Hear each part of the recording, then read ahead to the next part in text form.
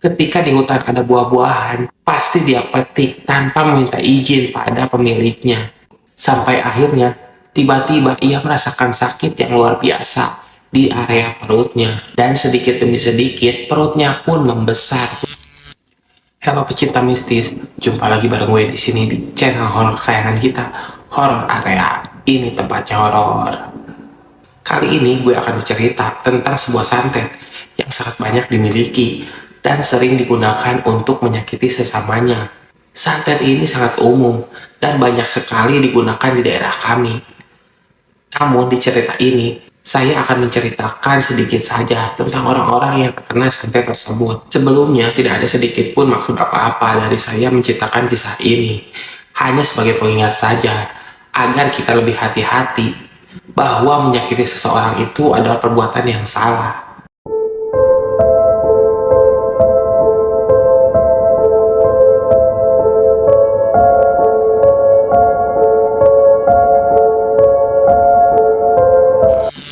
Santet busung. Itulah namanya. Disebut dengan santet busung karena seseorang yang terkena santet ini perutnya akan membusung atau membesar seperti bisul raksasa di perutnya. Dan umumnya korbannya tidak langsung meninggal meskipun hakikatnya meninggal itu ada kuasa Tuhan. Di daerah kami, santet ini sangat mudah dikenali. Santet ini biasanya diletakkan di pohon-pohon atau kolam-kolam ikan, yang mana gunanya jika ada seseorang yang mengambil tanpa izin atau mencuri, akan terkena santet ini dengan sendirinya. Namun di desa seberang sana malah lebih sedikit sadis, bukan hanya ditujukan kepada orang yang mengambil tanpa izin atau mencuri. Bahkan orang yang tidak sengaja memungut buah pun bisa terkena santet ini. Sejak kecil saya selalu diperingatkan oleh orang tua saya, jangan pernah mengambil buah sembarangan. Karena sewaktu kecil biasanya kami sedikit nakal dengan memetik sembarang buah-buah milik orang lain.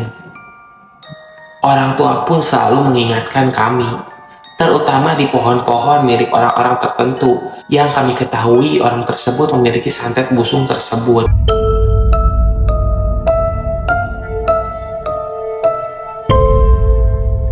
Sebenarnya, pohon atau kolam tersebut yang diletakkan santet itu sangat mudah dikenali.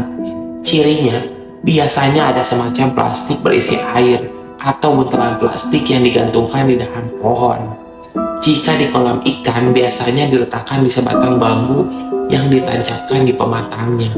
Umumnya, seseorang yang terkena santet ini masih bisa diobati, biasanya dengan mendatangi pemilik pohon buah tersebut atau kolam ikan untuk meminta maaf atau mengganti rugi. Namun ada beberapa kasus yang mana pemilik santetnya tidak mau memaafkan atau orang yang mengambil buah tersebut tidak tahu siapa pemiliknya karena mengambil di sebarang tempat yang tidak dia kenal. Selain itu, santet ini juga bisa dikirim melalui media makanan, minuman, rokok, atau segala sesuatu yang bisa dikonsumsi. Kisah pertama dialami oleh adik dari tetangga saya, dan saya pun pernah mendengar ceritanya langsung dari korban yang terkena santet tersebut. Sebut saja namanya Karman.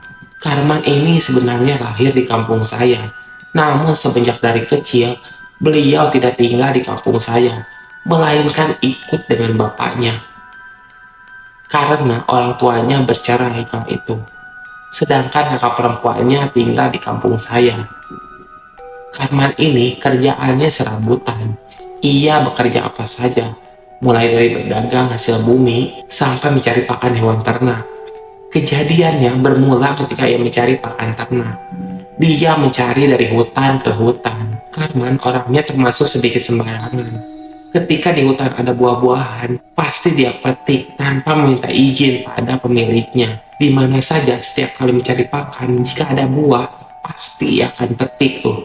Sampai akhirnya, tiba-tiba ia merasakan sakit yang luar biasa di area perutnya. Dan sedikit demi sedikit, perutnya pun membesar tuh. Dan disitulah keluarganya meyakini bahwa Karman terkena santet busung.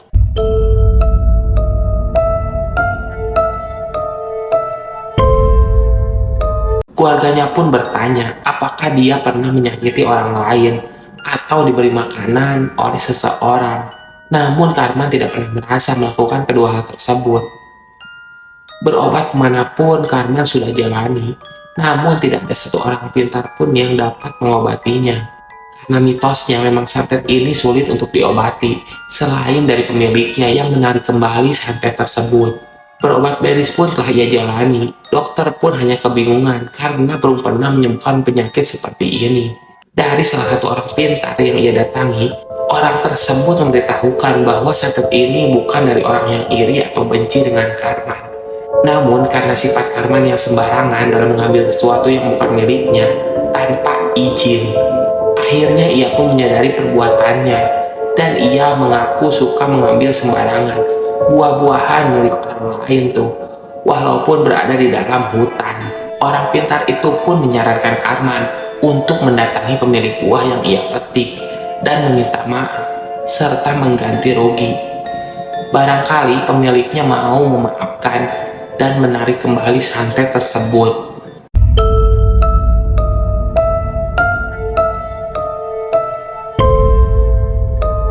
Namun naas, Karman tidak tahu pemilik pohon mana yang telah menaruh santet di buah-buahan yang ia makan. Karena seingat Karman, dia selalu melakukannya setiap hutan yang ia datangi. Akhirnya Karman pun hanya bisa menerima nasib, merasakan sakit yang luar biasa. Namun atas bantuan dari orang pintar lainnya, rasa sakit yang diterima Karman pun hanya timbul sewaktu-waktu saja. Tidak setiap hari, seperti yang ia rasakan sebelumnya. Karman mengalami hal tersebut terhitung masih muda, hingga akhirnya Karman pun pindah tuh ke rumah kakak perempuannya ketika usianya sekitar 40 tahunan. Dia selalu bercerita dan menasihati kami bahwa agar jangan sembarangan mengambil sesuatu yang bukan hak milik kami tanpa izin, agar tidak mengalami hal yang seperti ia alami. Karman bercerita bahwa selain merasakan sakit yang luar biasa, penyakit itu membuat dia harus menjauhi kolam ataupun sungai, karena jika dia terjatuh, dia akan selalu tenggelam. Meskipun kolam tersebut dangkal tuh, Karman pun tidak lama tinggal di kampungku, hanya beberapa bulan saja. Ia pun kemudian kembali ke rumah asalnya. Hingga tak lama kemudian kami mendengar kabar beliau meninggal dunia karena rasa sakitnya sudah kambuh lagi. Kisah berikutnya dialami tetangga kami. Sebut saja namanya Rusdi. Rusdi ini emang orangnya kurang bergaul dengan tetangga dan sedikit galak terhadap anak kecil. Saya ingat sekali saat saya masih kecil. Saat itu Rusdi menjadi buruh cangkul milik tetangga saya. Dan nenek saya sedang menanam padi bersampingan dengan sawah yang Rusdi cangkul. Saat itu saya sedang bermain dengan anak perempuannya. Di sawah itu kami sedang mencari belut. Meskipun aku tidak suka dengan makanan dari belut, namun aku hanya senang saja untuk mencari belut tersebut. Temanku anak perempuan Rusdi ini berkata bahwa bapaknya memang mendapatkan banyak belut dan disimpan di kaleng dekat air minumnya. Karena penasaran, aku pun ingin melihatnya. Kemudian bersama anaknya lah aku melihat belut-belut tersebut. Tiba-tiba Rusdi pun datang dan membentak kami berdua. Saya ingat sekali dia menuduh saya akan mengambil belutnya tersebut, padahal di situ ada anaknya. Dan anaknya pun tidak luput tuh dari omelannya. Aku pun langsung pergi meninggalkannya dan bercerita kepada orang tuaku. Kemudian orang tuaku pun memberitahu kami bahwa Rusdi itu memang orangnya temperamental dan cepat marah. Jangankan kepada orang lain, pada keluarganya pun ia memang seperti itu. Orang tuaku pun merasa maklum dengan kelakuannya. Berbeda dengan Rusdi, istrinya adalah seorang yang baik, lembut, dan ramah kepada siapapun. Keluarga Rusdi ini memang sangat miskin. Bahkan untuk sekedar makan saja mereka sangat kesulitan. Selain menjadi buruh tani, Rusdi pun kemudian mencoba berjualan sayuran hasil dari kebun tersebut. Dari situlah perekonomiannya sedikit membaik. Istrinya bercerita dari hasil berjualan tersebut untuk kebutuhan makan selalu terpenuhi. Bahkan sekarang yang tadinya istrinya sangat lelah jika hendak memasak, namun saat ini sudah mampu memberikan kompor minyak yang meringankan pekerjaan memasak sang istri.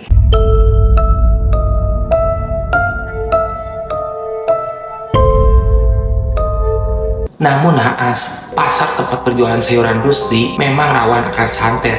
Terlebih Rusdi bukan warga sekitar pasar, melainkan pendatang dari desa lain yang berjualan di pasar tersebut. Saat usahanya mulai ramai, ada seorang sesama pedagang sayur di pasar itu mulai mengakrabkan dirinya pada Rusdi. Rusdi memang orangnya sangat polos dan tidak merasakan keanehan apapun. Belum genap 3 bulan Rusdi berjualan di pasar tersebut, dagangan yang Rusdi jual pun hanya daun melinjo, pepaya muda, dan bahan untuk sayur asem. Keuntungannya pun hanya sedikit, Rusdi hanya pedagang kecil saja.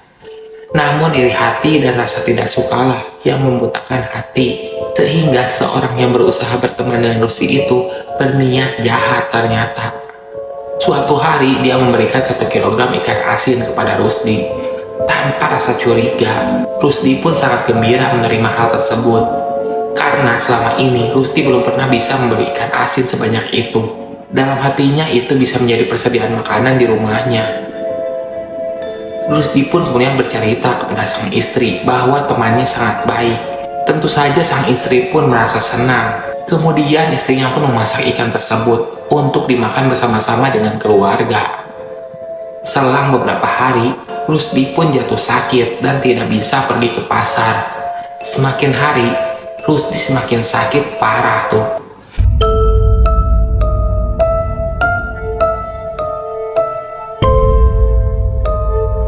Dan perutnya mulai membesar. Saudara-saudaranya pun berdatangan tuh karena sakit yang Rusdi rasakan semakin parah. Rusdi pun selalu mengerang kesakitan. Perutnya semakin membesar dan sudah nggak bisa diajak berkomunikasi kala itu. Para saudaranya pun akhirnya meyakini bahwa Rusdi terkena santet busung. Lalu bertanya kepada istrinya apakah Rusdi pernah mengambil atau diberi sesuatu oleh seseorang. Istrinya pun teringat ikan asin yang pernah dibawa oleh suaminya dan menceritakan bahwa suaminya telah diberikan ikan asin sebanyak 1 kilogram oleh temannya di pasar. Setelah memakan ikan asin tersebut, esok harinya suaminya pun mengeluh sakit pada perutnya tuh hingga seperti saat ini kondisinya. Saudaranya pun tidak bisa melakukan apa-apa. Salah satu saudaranya pun berinisiatif tuh untuk mencari pelakunya ke pasar. Namun bukan untuk menuntut balas atau meminta pertanggungjawaban. Khawatir saudara tersebut pun malah dikirimi santet juga. Saudaranya pun datang hanya untuk minta belas kasihan. Namun setelah dicari-cari dan bertanya-tanya ke semua pedagang di pasar, tidak ada satupun orang yang mengenal teman dekat Rusdi tersebut. Entah orang tersebut disembunyikan atau benar-benar memang tidak tahu. Orang itu tidak pernah ditemukan. Selang beberapa hari, Rusdi pun akhirnya meninggal dunia tuh. Saya merasa sangat sedih melihat teman saya. Anak perempuan Rusdi pun menangis kehilangan sang ayah. Sungguh memilukan nasib teman saya. Kisah selanjutnya terjadi belum lama ini. Dialami oleh teman ayah saya sendiri. Masih satu desa, namun beda kampung dengan saya. Sebut saja teman ayahku ini Dulgani. Dulgani ini pekerjaannya menebang pohon. Dulgani ini berasal dari kampung tetangga, yang mana di kampungnya sendiri, santet busung pun banyak tuh bertebaran. Perawakannya kecil. Dulgani adalah orang yang humoris. Kata-katanya selalu mencairkan suasana dan selalu membuat orang sekitarnya tertawa. Ditambah dengan logat kampungnya yang begitu khas, membuatnya semakin menjadi sumber hiburan bagi orang-orang yang berada di dekatnya.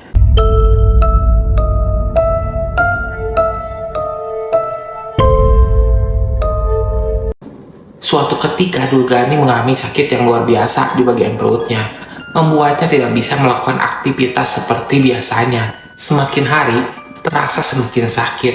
Sedikit demi sedikit, perutnya pun membesar tuh, hingga akhirnya menjadi sangat besar. Jelaslah bahwa ia terkena santet busung dalam perutnya. Berobat kesana kemari pun sudah dilakukan, namun hanya sedikit mengurangi rasa sakitnya, belum mampu menyembuhkannya. Sanak saudaranya pun bertanya bagaimana ia bisa terkena santet tersebut. Apakah dia pernah mengambil sesuatu tanpa izin? Atau pernah diberi makanan oleh seseorang? Dulgani tidak mengingat secara pasti. Namun jika persoalannya mengambil sesuatu tanpa izin, Dulgani tidak pernah melakukannya. Karena memang Dulgani bukan orang yang sembarangan.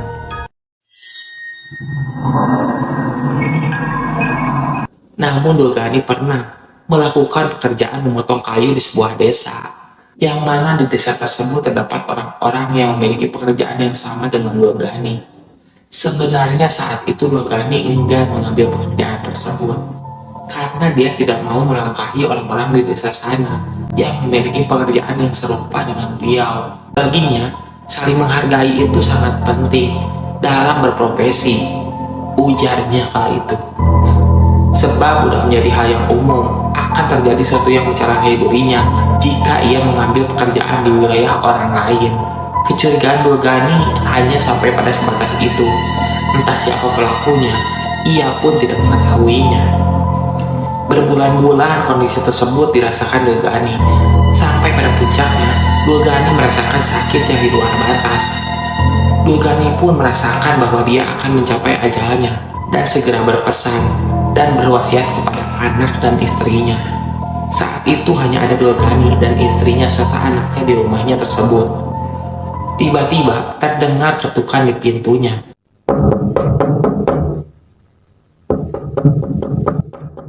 Namun tanpa dibarengi dengan salam layaknya orang yang hendak bertamu pada umumnya. Dulgani meminta istrinya untuk membukakan pintu tersebut dan melihat siapa yang datang kala itu. Dengan segera, sang istri pun membuka pintu tersebut.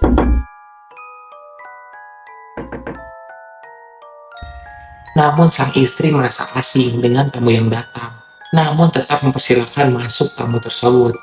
Orang tersebut memakai pakaian serba hitam, tanpa menggunakan sendal. Pria itu pun segera masuk, dan melihat kondisi Dulgani.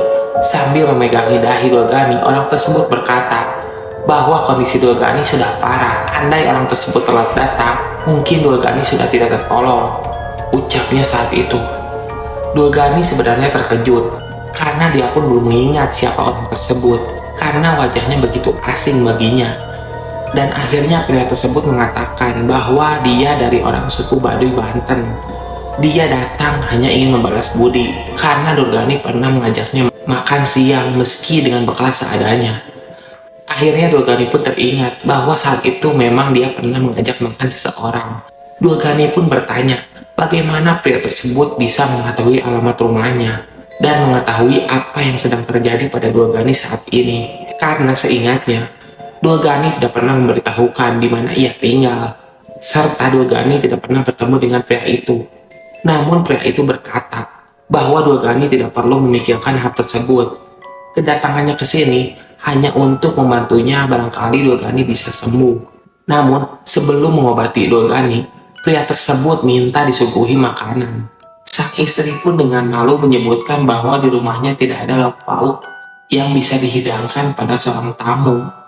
Namun pria itu berkata, tidak masalah, seadanya saja, apapun akan ia makan. Akhirnya sang istri pun menyajikan sepiring nasi, ikan asin dan goreng oncom, karena hanya itulah yang ia masak dari pagi.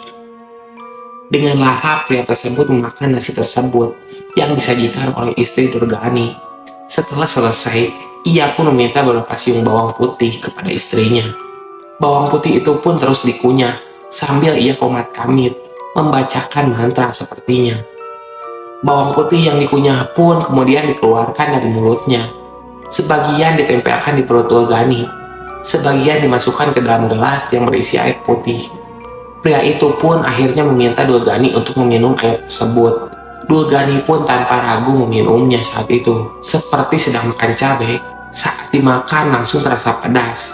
Ketika selesai minum air putih tersebut, Dulgani langsung merasakan mulas pada perutnya yang sangat luar biasa. Dulgani pun merasa ia tiba-tiba sangat ingin buang air besar.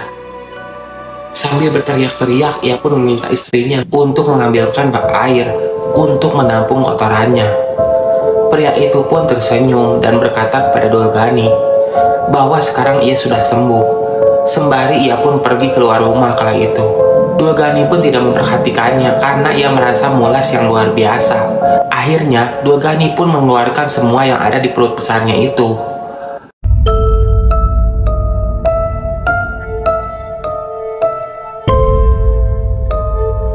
Apa yang Dulgani keluarkan saat itu sangat menjijikan.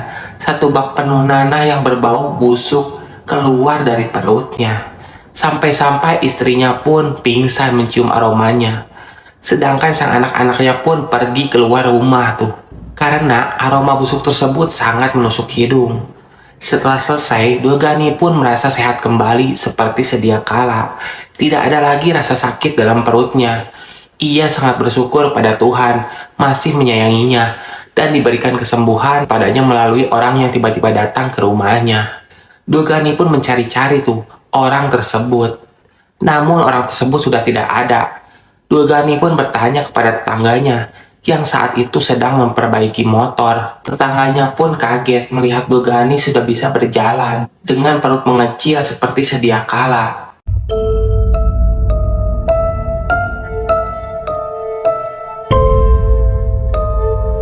Tetangganya berkata bahwa sejak dari tadi tidak ada satu orang pun yang lewat depan sana. Kalaupun ada, pasti dia melihatnya. Karena rumah Dogani kala itu berdampingan dengan rumah tetangganya tersebut. Serta dia yang sejak pagi itu memperbaiki motor tidak melihat orang berbaju hitam pergi ataupun datang. Mendengar itu, Dogani pun terheran-heran dengan kejadian tersebut. Namun terlepas dari hal itu dan keanehan yang terjadi, Dogani pun sangat bersyukur masih diberikan kesembuhan dan umur yang panjang.